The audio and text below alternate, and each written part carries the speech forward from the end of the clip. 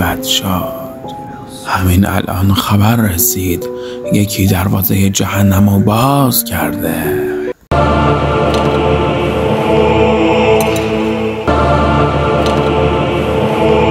دروازه جهنم.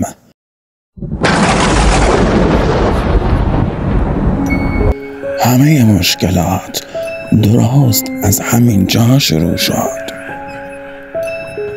الان چند روح جهنمی برای کمک به قاتل به عنوان خدمتگزار اینجان.